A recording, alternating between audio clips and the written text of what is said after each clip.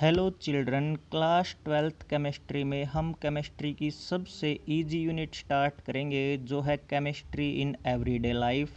इस यूनिट को 4 पार्ट्स में बांटा गया है। सबसे पहले आप इसमें जनरल इंट्रोडक्शन स्टडी करेंगे, फिर मेडिसिन्स, फिर है chemicals in food and last topic will be cleansing agents which you have already studied in class 10th। सबसे पहला मेन हेडिंग हम पढ़ेंगे बेटा मेडिसिन्स के बारे में। मैं एक एक टर्म को आपको कम से कम 2 बार बताने की कोशिश करूंगा। आप अपने नोट्स अच्छे तरीके से यहीं से क्रिएट कर लें। किसी भी क्वेरी के लिए आप मेरे पास मैसेज छोड़ सकते हैं। सबसे पहले हम बात करते हैं मेडिसिन्स या ड्रग्स होते क्या हैं। तो बेटा क्या होता है, ऐसे केमिकल सब्सटेंस जो चाहे हमें नेचर ने दिए हों, चाहे उन्हें हमने बनाया हो, और उनका यूज क्या है, for curing diseases and reducing suffering from pain. मतलब ऐसे केमिकल सब्सटेंस चाहे नेचुरल ओरिजिन के हैं चाहे सिंथेटिक ओरिजिन के हैं, बीमारियां ठीक करते हों, दर्द से छुटकारा दिलाते हों, उन्हें क्या बोला जाता है, मेडिसिन्स या ड्रग्स कहा जाता है। अब अगर हम अगली बात करें तो मेन टर्म आएगी आपकी कीमोथेरेपी। कीमो जो वर्ड होता है उसका मतलब होता है केमिकल और थेरेपी वर्ड का मतलब होता है इलाज। तो जैसे कि इसका नाम ही इंडिकेट कर रहा है, केमिकल से इलाज। केमिस्ट्री की एक ऐसी ब्रांच जो क्या डील करती है, treatment of disease using suitable chemicals. मतलब केमिकल्स का प्रयोग करके बीमारियों को ठीक करना। जिस ब्रांच में हम ये काम करते हैं वो ब्रांच हमारी क्या है, कीमोथेरेपी। अगली एक टर्म यहाँ पे आप देखेंगे बेटा दे रखी है मेडिसिनल केमिस्ट्री। ये क्या होती है, on the other hand medicinal chemistry deals with the design and synthesis of drugs और medicines based on an understanding of how these work in our body. Medicinal chemistry एक ऐसी ब्रांच है जिसका मुख्य काम क्या है, ये समझना कि ड्रग्स या मेडिसिन्स हमारे शरीर में कैसे काम करती हैं।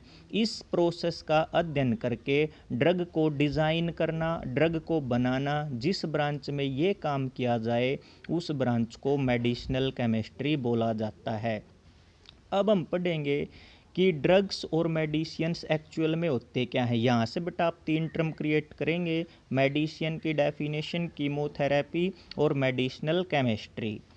अब कहता है ड्रग्स ऐसे केमिकल सब्सटेंस हैं जिनका मोलिकुलर मास कम होता है अप्रोक्सीमेटली 100 to 500 यूनिट। और इनका काम क्या है, ये हमारी बॉडी में जो मैक्रोमोलिक्यूल होते हैं जैसे शुगर है, न्यूक्लिक एसिड वगैरह के अंदर लिपिड, प्रोटीन, कार्बोहाइड्रेट वगैरह, ये सारे हमारी बॉडी के मैक्रोमोलिक्यूल हैं। तो ये जो ड्रग्स या मेडिसिन्स हैं ये हमारे शरीर में जाकर इन्हीं पार्ट्स के साथ इंटरेक्शन करती हैं और हमारा शरीर उस चीज़ के प्रति रिस्पॉन्स देता है जिसे हम बायोलॉजिकल रिस्पॉन्स कहते हैं।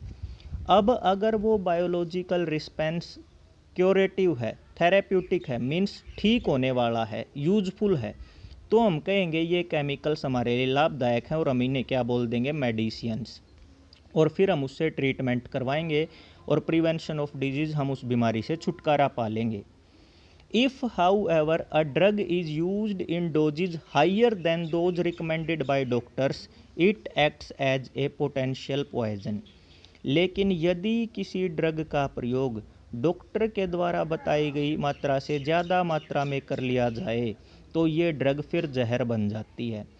कई बार ये क्वेश्चन पूछा गया है और जीके में भी पूछ लेते हैं कि किसी भी ड्रग को लेने से पहले डॉक्टर की रिकमेंडेशन क्यों ज़रूरी है। तो रीज़न मैंने आपको बताया, क्योंकि ज़रूरत से ज़्यादा मात्रा में अगर ले लिया तो वो हमारे लिए क्या हो जाएगी, पॉइजन। अब हम बेसिक डिफरेंस देखेंगे कि ड्रग्स और मेडिसिन्स में बेसिक डिफरेंस क्या है। तो यहाँ पे हम देखते हैं, a medicine is a chemical substance which cures the disease. कहता है हम ड्रग्स और मेडिसिन के बीच में डिफरेंस पढ़ेंगे। यहाँ पे बेटा एक 2 नंबर का क्वेश्चन क्रिएट होता है। पहले मैं आपको क्वेश्चन बताऊंगा।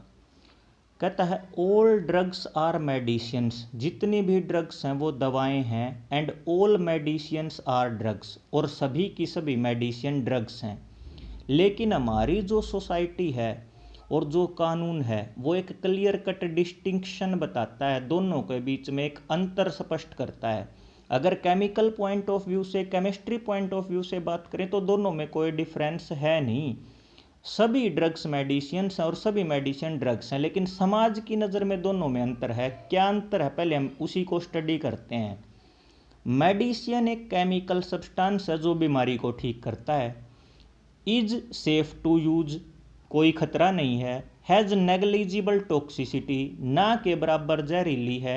And does not cause addiction, ये सबसे मेन बात है बेटा, इसकी हमें आदत नहीं पड़ती। एडिक्शन टर्म का मतलब होता है हैबिट फॉर्मिंग, जो आदत डाल दे।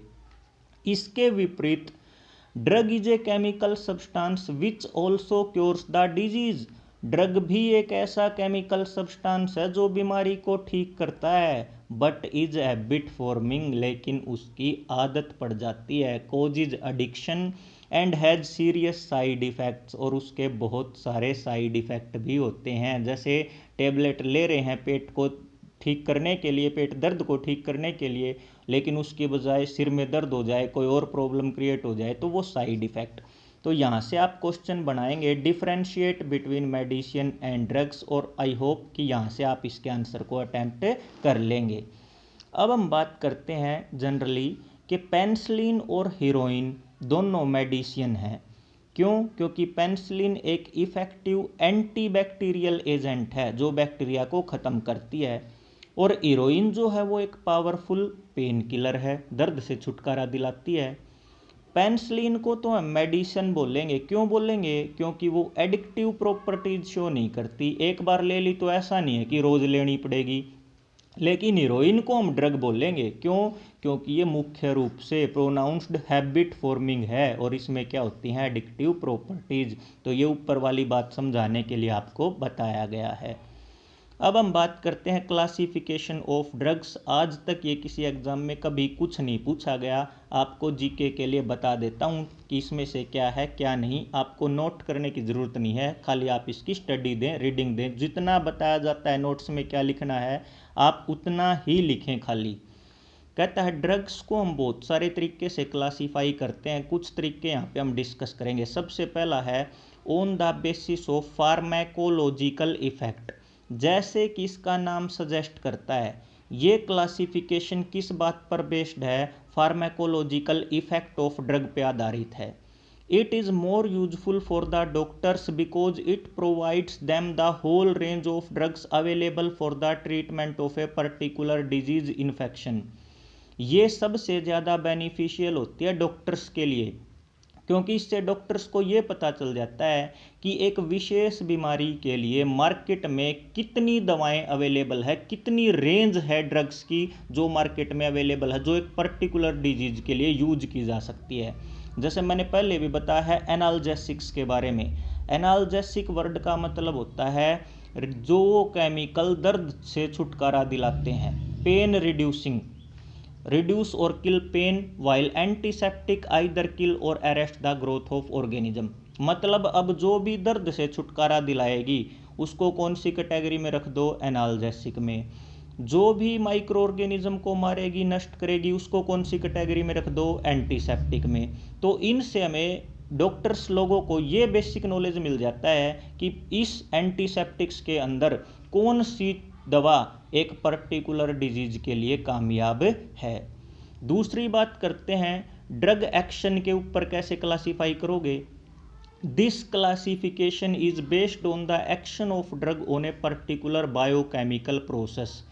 बायोकेमिकल प्रोसेस होता है जैव रासायनिक क्रिया। ये क्लासिफिकेशन किसी भी ड्रग जैव रासायनिक प्रोसेस पे कैसे काम करती है उस पर आधारित है। जैसे सभी के सभी एंटी हिस्टामाइन, ये आगे आएगा, मैं आपको अभी भी बता देता हूँ, एलर्जी से रिलेटेड है। ये एलर्जी को रोकने वाली जो ड्रग्स होती है उनको एंटी हिस्टामाइन बोला जाता है। Inhibit the action of histamine, सभी एंटी हिस्टामाइन हिस्टामाइन के एक्शन को रोक देती हैं जो हमारी बॉडी में इन्फ्लेमेशन, एक तरह से आप इसको एलर्जी बोल सकते हो, वो कोज करता है। उसको रोकने के लिए जो केमिकल्स, जो ड्रग्स हम खाते हैं वो एंटी हिस्टामाइंस होती हैं। तो कहता है इसी यूनिट में बाद में डिस्कस किया जाएगा कि बहुत से तरीके हैं हिस्टामाइन को कैसे रोका जा सकता है। अब हम बात करते हैं केमिकल स्ट्रक्चर के बेस पे। Drugs have also been classified on the basis of their chemical structure. क्यों? क्योंकि drugs having common structural features often have similar pharmacological activity. जिन ड्रग्स का स्ट्रक्चर एक जैसा दिखाई देता है उनमें काफ़ी हद तक फार्माकोलॉजिकल क्रियाएं भी एक जैसी होती है। जैसे जितने भी सल्फोनामाइड हैं उनका कॉमन स्ट्रक्चरल फीचर होता है, ये कॉमन स्ट्रक्चरल फीचर है सल्फोनामाइड ड्रग्स का। यहाँ पे अमाइनो ग्रुप होता है NH2, ये बेंजीन रिंग होती है, ये सल्फोना के लिए यूज होता है SO2, ये NH उसी तरीके से अमाइनो से लिया गया है। यहाँ पे एक हाइड्रोजन को R से रिप्लेस कर दिया गया। आपको कई बार बताया गया है R बेटा किसको डिनोट करेगा? एल्काइल ग्रुप को। तो कहता है जितनी भी सल्फोनामाइड ड्रग्स होंगी इस कैटेगरी की उनके स्ट्रक्चरल फीचर में ये बेसिक सा पॉइंट नोट करेगा। तो हम ये चीज़ यहाँ से सिर्फ इतना बताना चाह रहा है कि अगर ये सारी चीज़ें आपको एक जैसी इस तरीके का स्ट्रक्चर कहीं शो करता है तो हम ये सोच सकते हैं कि इस ड्रग का बेसिक यूज कहाँ पे होगा? एंटी बैक्टीरियल, यानी कि बैक्टीरिया को नष्ट करने वाली ड्रग्स के तौर पे। आखिरी पॉइंट जो बेटा इसमें वो है on the basis of molecular target. Drugs जो हैं वो अभी हमने इस यूनिट के स्टार्टिंग में पढ़ा था कि हमारी बॉडी के अंदर जाकर बायोमोलिक्यूल्स या मैक्रोमोलिक्यूल्स जिन्हें हम बोलते हैं carbohydrate, protein, nucleic acid, lipid वगैरह मैंने बताए थे, वहाँ पे जाके ये ड्रग्स इंटरेक्ट करती हैं जिन्हें क्या बोला जाता है? Drug targets. ये टर्म बेटा आपको क्लियर होनी चाहिए। ड्रग टारगेट का क्या मतलब है? मैंने आपको बताया कि हमारी बॉडी में कार्बोहाइड्रेट, प्रोटीन, न्यूक्लिक एसिड और लिपिड जैसे मैक्रोमोलिक्यूल होते हैं। ड्रग सीधी जाके सबसे पहले उन्हीं से बात करती है, उन्हीं से क्रियाएं करती हैं। तो उन्हीं को क्या बोला जाता है? टारगेट मोलिक्यूल्स या ड्रग टारगेट्स। ये आप नोट कर लेंगे। ड्रग्स जिनके अंदर कॉमन स्ट्रक्चरल फीचर होते हैं उनका एक विशेष ड्रग के लिए सेम मैकेनिज्म ऑफ एक्शन हो सकता है, जिसको हम आगे डिटेल में पढ़ेंगे ड्रग टारगेट इंटरेक्शन के रूप में। ये जो है उसी तरीके से जैसे पीछे डॉक्टर्स के लिए यूजफुल था, तो ये जो क्लासिफिकेशन है ये किसके लिए यूजफुल होता है? मेडिसिनल केमिस्ट के लिए। आई होप बेटा आज हमने जितने टॉपिक स्टडी किए हैं, जितने क्वेश्चन जो कंसेप्ट मैंने बताया आपको क्लियर हुए होंगे। आप अपने नोट्स क्रिएट करके एक बार रीडिंग दें और उस नोट्स की कॉपी ऐप के थ्रू मेरे पास वापस भेजें, ताकि कोई क्वेरी है, कोई डाउट है तो मैं आपको बता सकूं कि ऐसे नहीं, आपको ऐसे करना है। Thank you.